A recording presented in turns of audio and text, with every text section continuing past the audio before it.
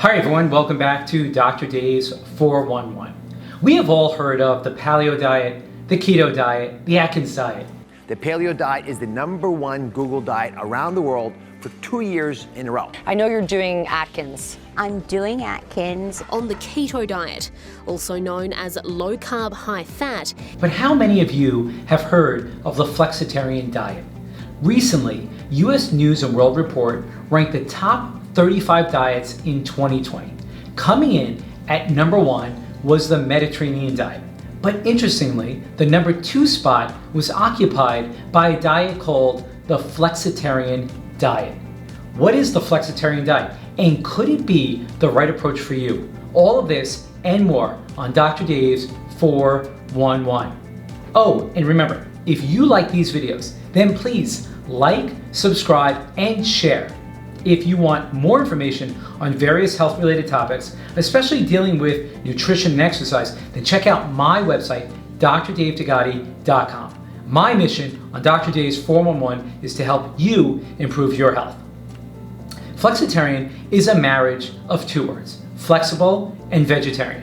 The term was coined in 2009 by registered dietitian Dawn Jackson Blattner, who wrote the book, The Flexitarian Diet, the mostly vegetarian way to lose weight, be healthier, prevent disease, and add years to your life.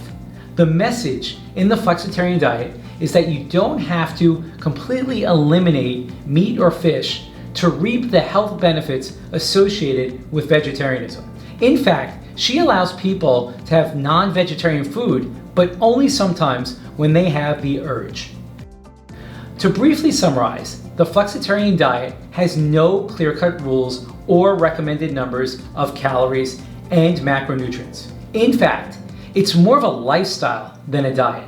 Let me say that again because this concept is music to my ears. It's more of a lifestyle than a diet. The Flexitarian diet is based on the following 5 principles. First, eat mostly fruits, vegetables, legumes, and whole grains. Next, focus on protein from plants rather than animals. Next, be flexible and incorporate meat and animal products from time to time.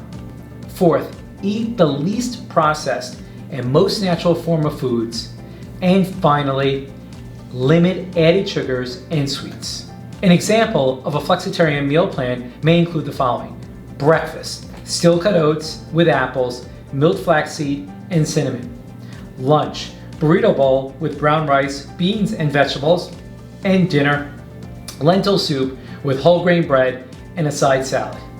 Flexitarian diet sounds promising, but are there studies on the health benefits of the Flexitarian diet? There are no specific long-term health studies on the Flexitarian diet, but since it is mostly vegetarian, then we should remember the benefits of having mostly plant-based diets include the following.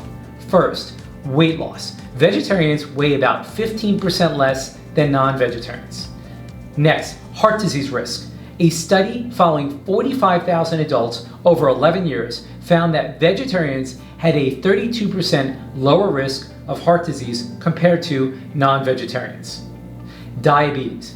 A study in over 60,000 participants found that the prevalence of type 2 diabetes was 1.5% lower in semi-vegetarians or flexitarians compared to non-vegetarians.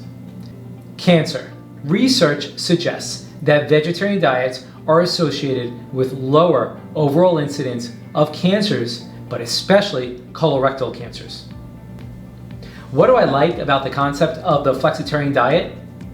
I like the idea that the flexitarian diet is not rigid. Sometimes we crave a food item not on a diet plan, and depriving ourselves will only make it harder to stay on the program. Feeling full isn't a problem on the flexitarian diet. By eating foods full of fiber, such as fruits, vegetables, and beans, we tend to stay full longer. And it's practical. This diet seems really practical.